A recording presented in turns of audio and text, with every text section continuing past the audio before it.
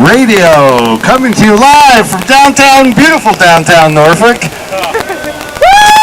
I will now turn the microphone over to the announcer.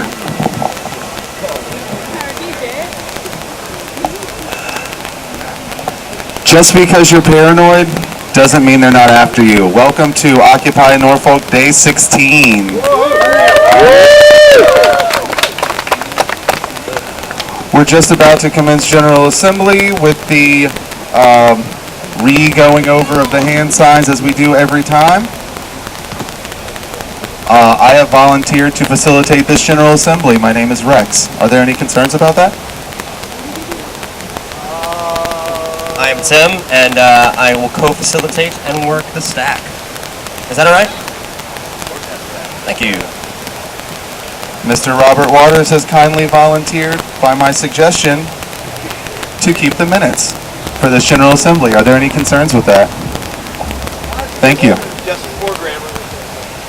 Let's go over the hand gestures. I want to ask Hector to help me go over the hand gestures today as a hand model. Come on up here, please, and direct your gestures to this half of the crowd. And Tim, will you please direct your gestures to that half of the crowd? We'll try to go through this in a nice clip. If you like what's being said, it gives you a warm or fuzzy feeling. You feel good about it. Fingers up. If you have a moderate or zero feeling about what's going on, kind of in the middle there. If you do not like what is being said, you're kind of against it. Fingers down. If you're way against what's being said, so much to the fact that, not that, sir. So much that you might leave the group if the motion passes or it violates you on a moral level, block. Throw up the block. If you would like to add a point of information to what's being said after the speaker's done, one finger just like that. If you cannot hear what's being said, up, up, up, up, up, up. If the speaker is rambling or going on excessively, repeating himself too much, that's the wrap it up. Move along. .org. If you do not understand what is being talked about right now, the speaker is not doing an effective job of explaining the point they're making, throw up the Mayday. The Mayday is facilitator's choice. If it's one person throwing the Mayday, they may be directed to discuss it after the General Assembly. However, if several people throw up the Mayday, clearly the speaker is doing an effective job, and we'll open it up for 2 minutes of discussion. If we can't resolve it, we'll open it up for a further 2 minutes of discussion, and if we still can't resolve it, we'll have to discuss it after GA and possibly bring it back to the table tomorrow. Did we leave any out? If what is happening violates the process, at least as you understand it, you throw up the triangle, and that's a point of process. Primarily, it's used for people that want to add points of information to things that are not on topic, but anything else, of course, that violates process, throw up the POP, point of process. If there's no concerns about that, we'll move on to our agenda points for the evening. And tonight we'll start off with a hot and contentious subject, which is the Scott Ridgel subject. It's been brought to our attention that Scott Ridgel would like to have an audience with all or some of us. We're really not sure. There has been an email sent out, and the email, or actually it will be sent out this evening, and that email is basically going to say, what do you want? Everyone here is an individual, and they're all allowed to talk to whoever they want to talk to. That does not necessarily mean that they represent the group or not, but until we hear back from him, we won't really understand what he wants or what he wants to talk about. So there will be an email sent out that says, what do you want? Are there any concerns with that at this time? Deb, come on up.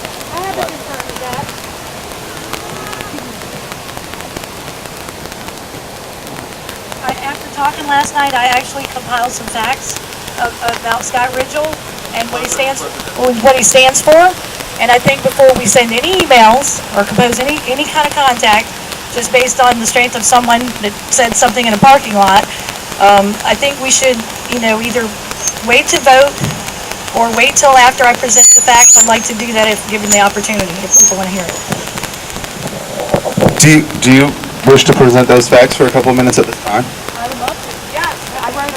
Okay. Do you have an estimated amount of time? Do we need to open up for 2 minutes, 3 minutes?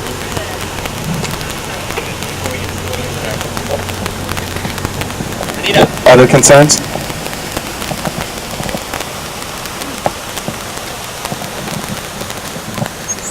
Hi, my name is Anita. And that's really loud. Just don't point it at me. Okay, sorry. I just want to say that the email that we're sending is going to Scott Ridgell's aide, who is actually the person that Curtis spoke to when he said that he saw Scott Ridgell. And it's not a, oh, hey, we'd really like to meet with you. It's literally, we heard this information, and based on hearing that you might want to meet with us, is that really the story? And then at that point, the idea was that we would bring that to you guys and say, do you want to do this? My concern with going over his voting records is that that's what we could do with everybody, because everybody's got a history. So that's just, I mean, my personal opinion about that. Yeah, I was going to say, I think the important thing to remember, too, is we're going to work with a lot of institutions and people that we may not be comfortable with.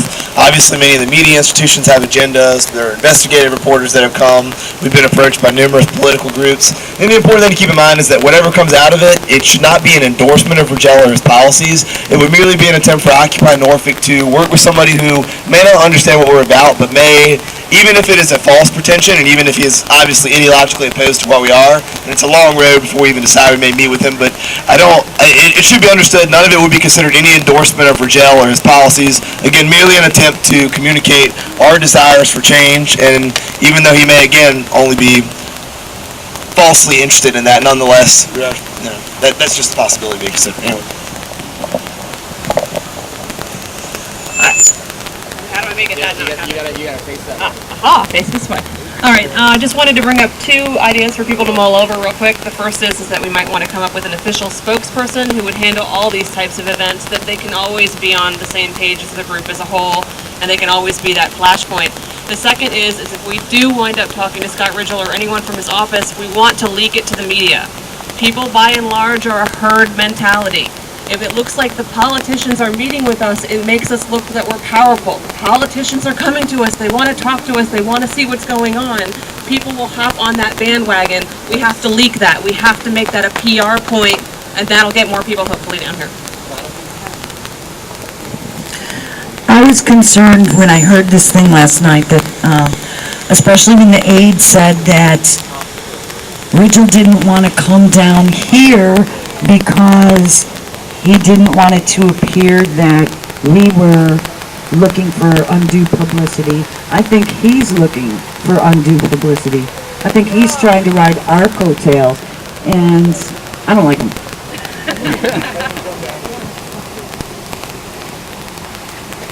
Can I go first? Sorry. Okay. I don't know about you, but there's been a group of certain people that I've met within us that necessarily outside of this I wouldn't associate myself with, maybe. But involved in this, I associate myself with them. And I would definitely tell everybody I know that yes, this person is with me, we are believing the same thing. So I don't see why we can't step outside of our personal beliefs and he just wants to come talk to us. We should hear Deb and then we can continue because it's probably going to be circular until we hear her now. Okay. Wait, let Rob get on. Yeah, Rob and Anita, y'all have... Are you minimalizing?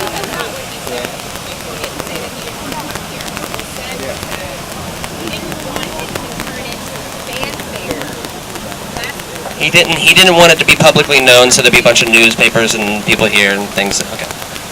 He just wanted to meet with a group of us, a certain group of us. The big thing we all need to keep in mind with this, I'm almost doing it, Jamie. Huh? Yeah, I know, but I don't want to blast it out. The thing we all need to keep in mind with this is even though we're here to try to get people to see what's wrong and to make the change, we're trying to get the politicians that are in place to wake up and make those changes before we have to make more aggressive moves. Now, by the people in office coming out and wanting to talk to us, or us wanting them to come hear what our opinions are of what's wrong, that's what we need to happen. Whether it be the guy we don't like, the guy we do like, or the guy we'd like to see in their place, we need to get the people in power to come out and hear our problems and start figuring out how to take care of them. So. James, and then we gotta hear all these things. I want to hear this. Yeah, I think again we've got to stay away from these type of judgment decisions too, where we decide based on Rigell's character or his past political experience how we feel about him. because we are not extending that same type of discrimination to many groups that are working with us. We are simply rejecting them based on the fact that they are a group, and we are not endorsing any groups technically. So again, it's important to understand that what we need to assess is exactly what is going to involve talking to Rigel and what that would mean for the group. Not necessarily an endorsement of his character or his past voting record or anything. Again, what are his motives, and what does it entail for the group? And again, nothing's set in stone. This is all very vague. Just something the group should be aware of. All right, Jamie, did you have anything to say, Jamie? Just that if you do want to come for our call, I think you need to come here. I think that's clear. This is the episode. Yeah, he needs to be in that tent, is what I'm saying. Not vice versa. I feel very strongly about this. In this piece of paper, you guys are talking about not prejudging. You're prejudging what's on here because I said I compiled some facts. You're assuming what this really, I want to say, that people don't seem to want to hear, is that there may be a third way. Well, you just said, you said it was a judgment on him. You haven't heard it, so you're judging me. I wasn't judging you. I was putting that back up in the group.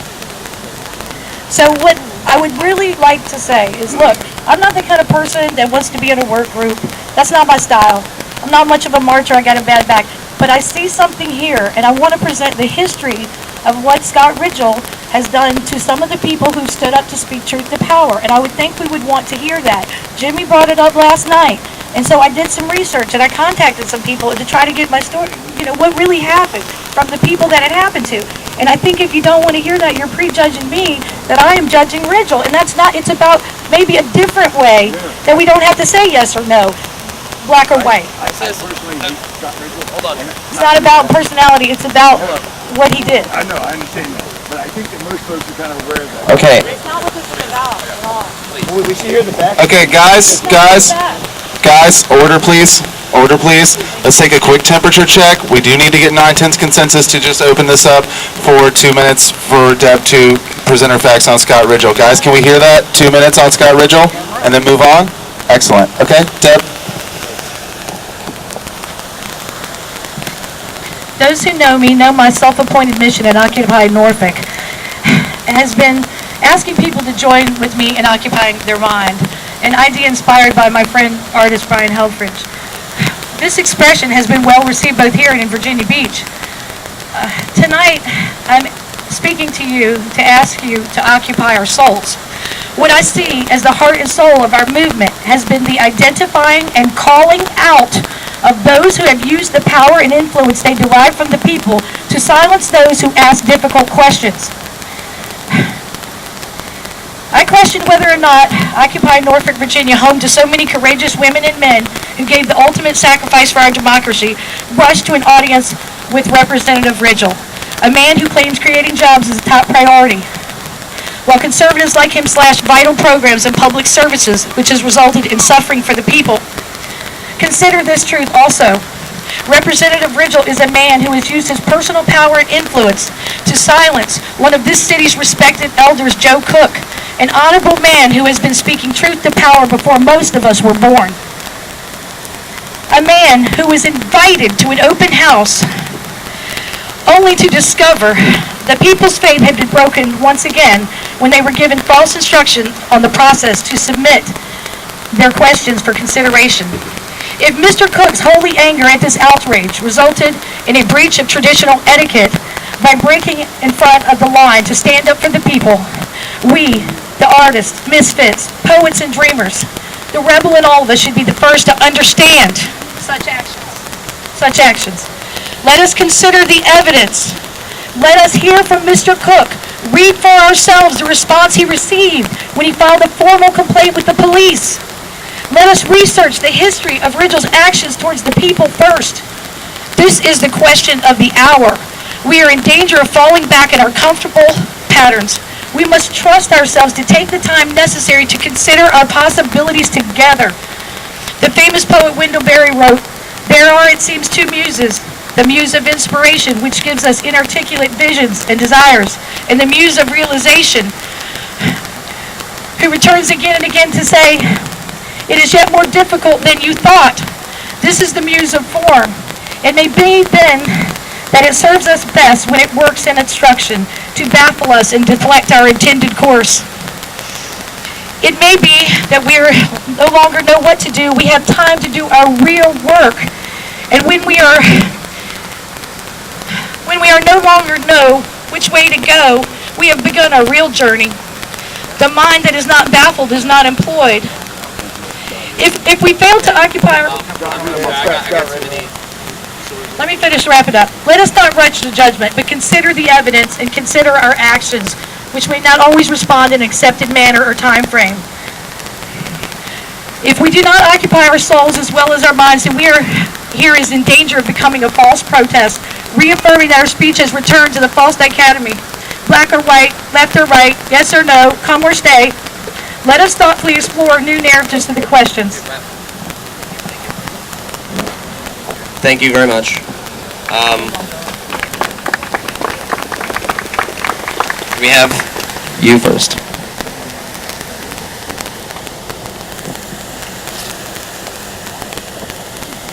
I just don't think that we should go anywhere to talk to him. He should come here to talk to us. But you do agree that we should talk to him? We're not aligning ourselves. Okay, let's just go ahead and clear up the confusion here. And if we still have to discuss it, then we can still discuss it. Everyone individually here is free to talk to whoever they want about whatever they want. That does not mean that they speak for the group. Is that absolutely clear at this time? Thank you. Now, is the concern that an email asking Scott Ridgel what he wants, if it were to go out on behalf of the group, would need to include the phrase that the group requests that you come here and speak?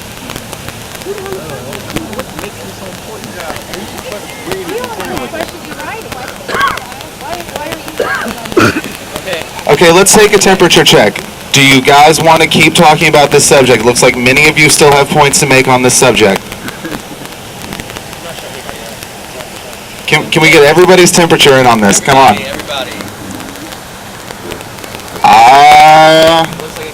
That looks like a consensus to me. Okay, Mr. Sack, continue the discussion, please. Okay, the only reason why I'm back on the mic is because of this. We seem to be missing the original conversation from yesterday, which is the aide for Scott Ridgel spoke to Curtis, who happened to be at the Narrow, and said that Scott Ridgel had gone out to Virginia Beach on the 15th looking for the Occupy Virginia Beach folks and had missed them because they had come here.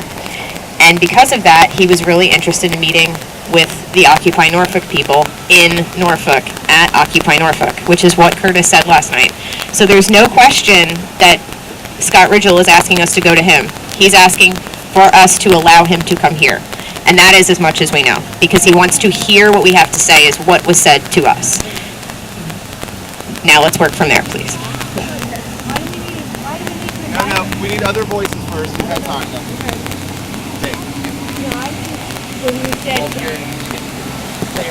I'm Trudy. I was just, when you said we're all in agreement to talk to him, that's why I threw my finger up, was because I wasn't aware that we were at that point yet until we found out what he wanted.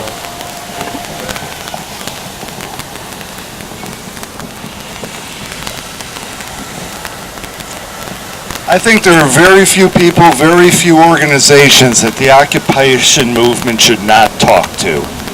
Come up with a list. I think it'd be very short. I think Occupy Norfolk should talk to anyone who wants to talk to us except for a very select few. And it may be advantageous to do it in private. It may be. And talking to someone doesn't mean a damn thing. If Michelle Bachmann wanted to talk to us, I talked to Michelle Bachmann. I talked to Eric Cantor. I talked to anyone. What do you have to lose? And that goes for Democrats, they go out conservatives. Left side too. Good evening, everyone. My name is Richard Jacobs. Thanks to you all who are camped out here in support and representation of us that can't. But I think it would be a mistake, and I've been protesting in New York City and Philadelphia when I was a teenager. And if somebody that's famous or a politician wants to come out here and talk to you, invite them out here. Have them come to you. I agree with that. Personally, I don't know much about any of these politicians, so I'm not going to make an issue there. But invite them here. Take advantage of the media that might come along with them, or leak it to the media, or whatever you have to. And because these people are going to give you free time on the radio, TV, and might get other people out here. I mean, myself, it's great to see you all out here, but where's the other 240,000 people from the city of Norfolk? Where's the 500,000 from Chesapeake and Virginia Beach? Where's the rest of you? Because we are out here representing yous. And invite anybody out here and talk to them.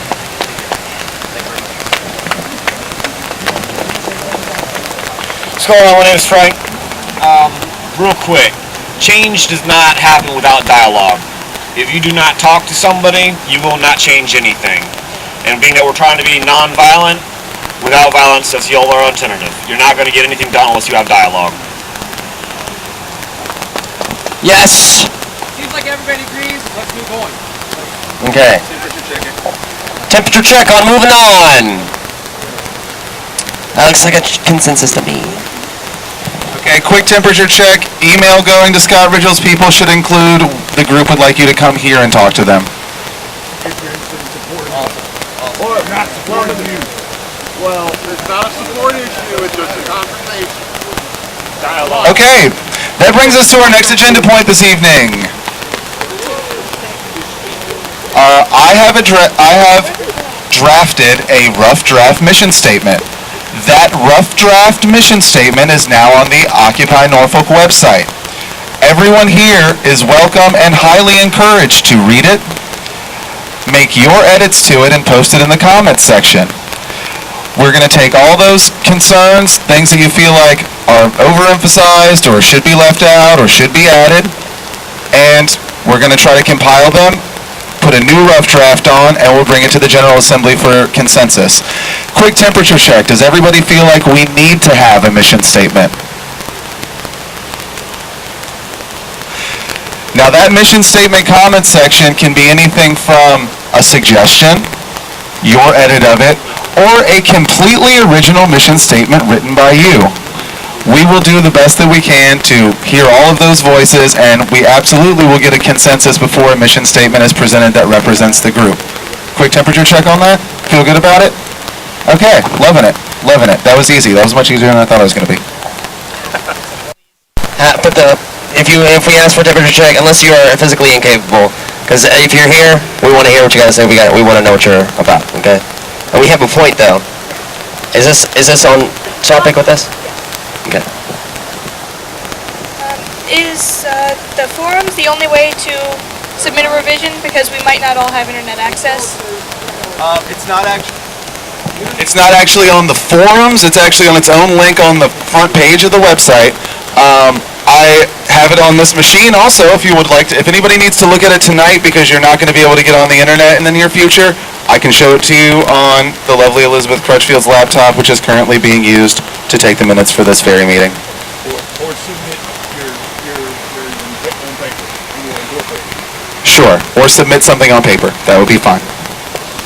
Also, if we can, I was also trying to encourage Anita to put links to other Occupy's mission statements so that you can kind of compare and contrast. It might bring ideas to your mind of things that I haven't looked at. Mine was highly influenced by Occupy Louisville, Kentucky's mission statement. A point on that, Anita? I just wanted to say that I'm going to print some copies off of the statement tomorrow for people who will not have internet access at all, and they'll be in the camp towards the middle near the mega tent. On that note, I've also drafted a much more simplistic draft, which is a letter for donations. It's kind of like the mission statement, but even simpler and even less. And that's basically the kind of statement you would give to a person or business or organization that wanted to give you donations, but they needed some paperwork so that they could write something off on their taxes or something like that. So, and we're also going to get Anita to put that on the website if it's not already there, which is part of the reason that we were late starting the GA today, just so you know. Point of information. Point of information on subject, sir. This is Dave. They ain't gonna write it off on their taxes. We aren't a tax-exempt organization. Yep. That's Dave. He doesn't give legal advice, just legal information. Yeah, I think it's important for everybody to know. If it's important for everybody to know. Well, just point of information. The mission statement's already undergone several revisions. It started with one person, it went to another, and even the original mission statement was drawn heavily from documents produced by politicians like Cynthia McKinney, Ron Paul, Ralph Nader, Chuck Baldwin. So just so you know, it's been many stages to the process, and there need to be many more and many input from everybody here. So just an idea what we've been doing with that. Yeah, I feel like you have a pretty good rough draft mission statement, James, and if you would post that in the comments as well, then maybe we can hybrid them, make sure all the bases are covered. So yeah, all your mission statements ideas, get it on there. Everybody good to move on that? Okay, loving it. Thank you for your participation. And next we're going to have an announcement from Devin on the contentious topic of Facebook and trolling. Devin, come on up here.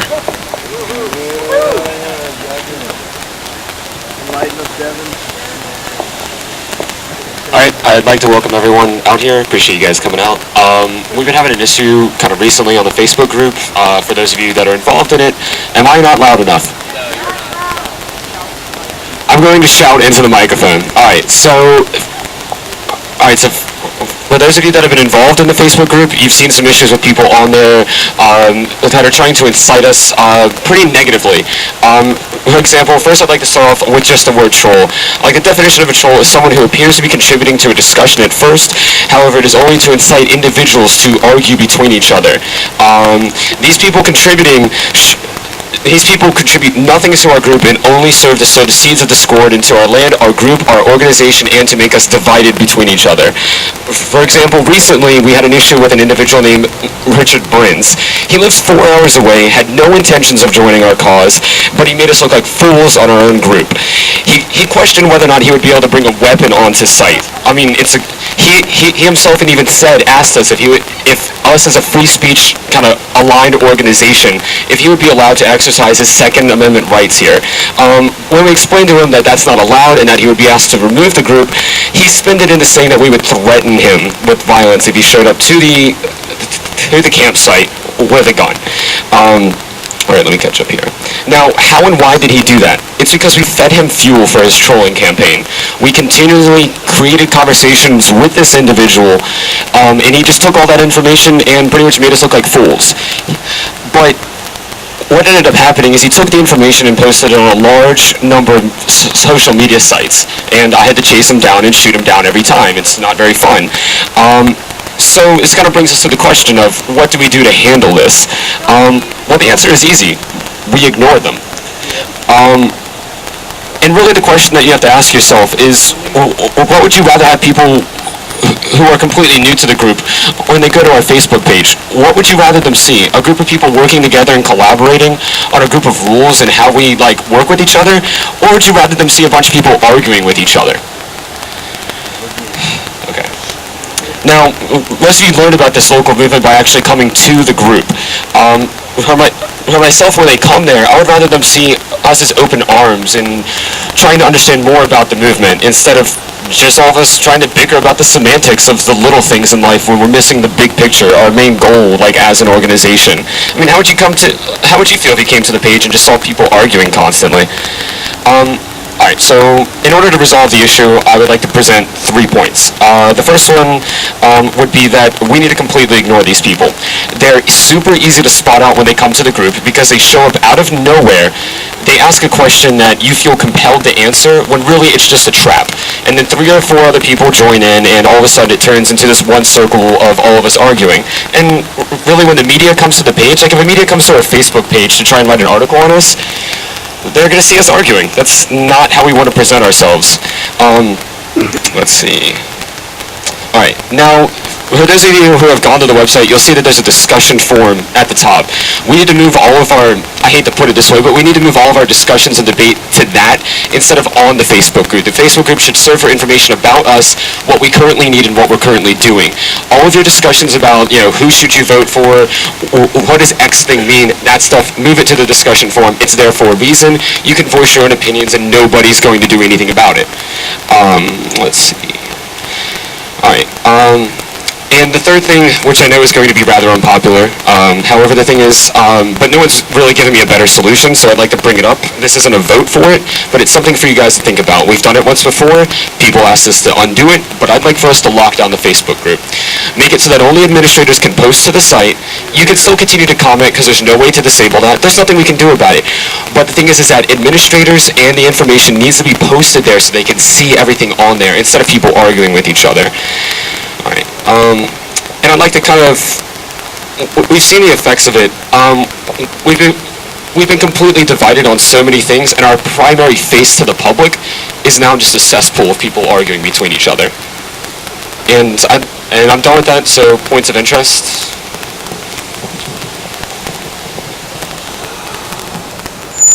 God, I gotta remember to do that. One of the things I would like to bring up for a point of consideration is that the Facebook group right now is the only way that people in Chesapeake or Virginia Beach or Hampton Roads or maybe by the border of North Carolina or whatever can really interact with you guys. It may not be a situation where they either feel comfortable not the only way, but it may be a situation where they don't feel comfortable coming out here yet. They kind of want to gauge the temperature of who we are before they wade in too deeply. If we lock it down entirely, we've now cut off an avenue that we have to speak with other people. In terms of how to handle trolls, obviously if you see it's a troll and you kind of know on some level it's a troll, just self-discipline, don't engage. If you do engage, just try to keep it to the party line. And I'm not saying the party line like we have a propaganda list, but like the Second Amendment thing, you could just say, we are a nonviolent group, we do not advocate any violence. Well, what if I blah, blah, blah, blah, blah. We are a nonviolent group, we do not advocate any violence. And just repeat that over and over again until they shut up and go away. So that's my suggestion. Thank you. Richard. As I had for a background for many years on my YouTube channel, which is quoted from an ancient, I believe, Eastern Indian saying, the only way to win is deny it battle. End of story.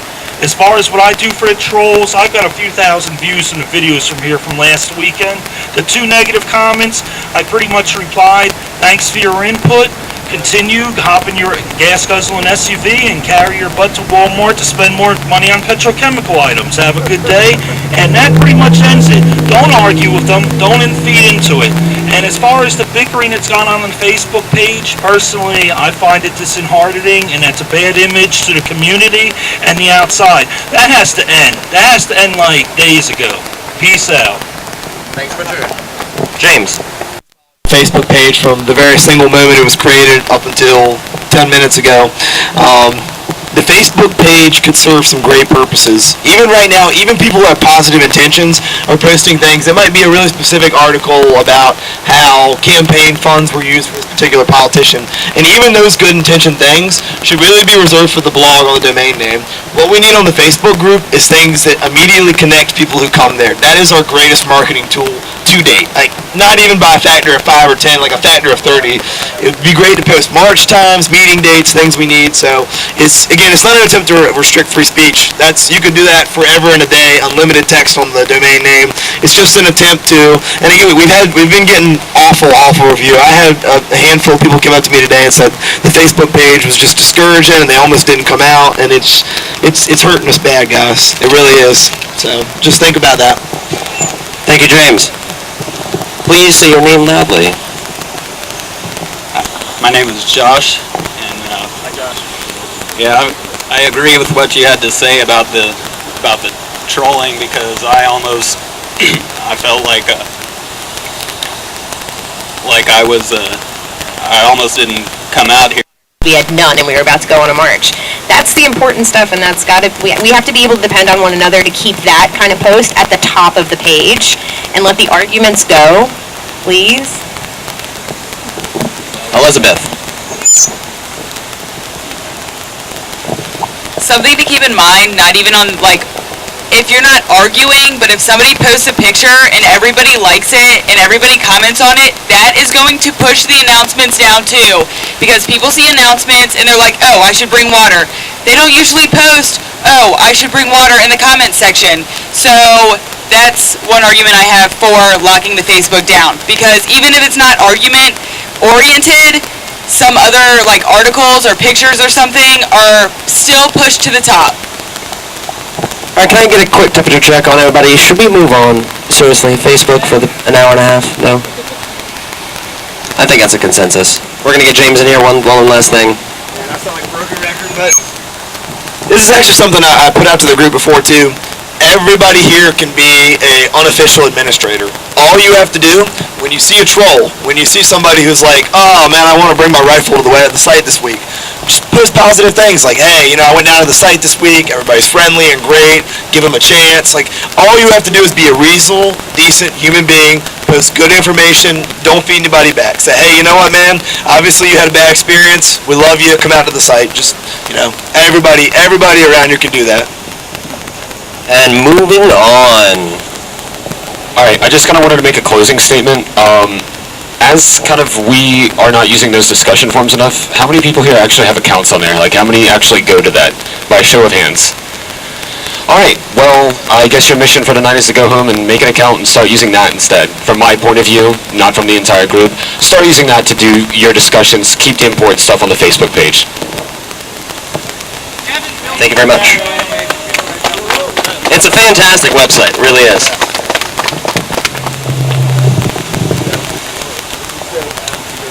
Okay, moving on. One real quick.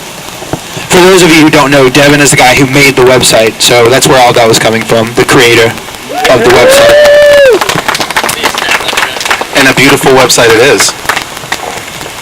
Okay, our next agenda point is on the topic of the Internet Wireless Hotspot. It's been brought to my attention that we received a kind of quick in and out donation today. I feel like Tim knows all about that, so why don't you do the preliminary information and then I'll bring us to the hotspot. I got a call yesterday in the middle of the day. Out of nowhere was this woman from New York, Wall Street. She says, I heard James said you needed a thing for your live stream. And I said, yeah, you're right. She said, well, we're leaving tonight. Where are you going? We're on the way. They drove down here. They got stuck in traffic for 3 hours on the way down here. It took them 11 hours to drive down here, and they hand-delivered this to me. I'm literally still in my blanket from waking up. And when they hop in my tent, she whips it out, she gets on the phone with somebody, she gives me all the information, she says, it's time. It's time to get your live stream going. And, it was really, really amazing. And they just left right afterwards. They just were gone. So, her name is... Hold on. Sorry. Her name is Noya. She's a fantastic, fantastic girl.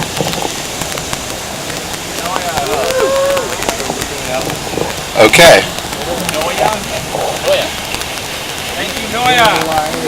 Okay. Now, I believe that the missing component is the internet connection. That's it. So what we need is an internet hotspot to give us wireless internet so that we can get our 24/7 live stream up and running. I do not currently have a price on that, but I wanted to go ahead and open up. Is anybody able to just pick that up in the next 24 hours? Hotspot, wireless, point of information. Alright, so head of the technology group, I'd kind of like to give some additional information about that. Most of the time that can only be done on a smartphone, and most of the time it is actually end up being slow. I know that someone from a local group here had come around and was talking about using a directional antenna to use someone's Wi-Fi that already let us actually go over there and use it. So we're kind of working on that. But for right now, we need to get by with using hotspots on smartphones. My phone has it. Anytime anyone needs to use a laptop, they can just come ask me. I'll turn it on for you for however long you need. I got unlimited, don't care. He needs it as well, so if you need it... Anita as well has that as well. I don't know if she's volunteering, sorry to call you out, but... yeah, but when it comes to the hotspot thing, by the way, it's not just something we can drop in. Like, we can't just bring a router here and drop it in. We need to have, like, a landline somewhere that we can plug it into is the problem. So it's not something we can just bring out here. The one that she was talking about, actually, we can. Oh, we can do that, actually. Like a little card you buy at Best Buy. Oh, yeah, all right. Right, so essentially what that is it's like a card that comes from Sprint or Verizon or something like that you essentially bring in, and it hooks up to their network and broadcasts the Wi-Fi signal. They're $60 a month, just the only thing is that you have to add it to your contract. If you want to do that, and feel comfortable with that, come see me. I'll be around here all tonight. There is a... What? I would just like one more point of information.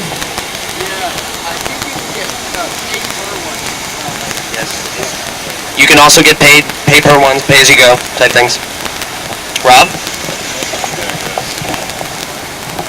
The other thing to add in this too, because I'm consulting Devin on half of this.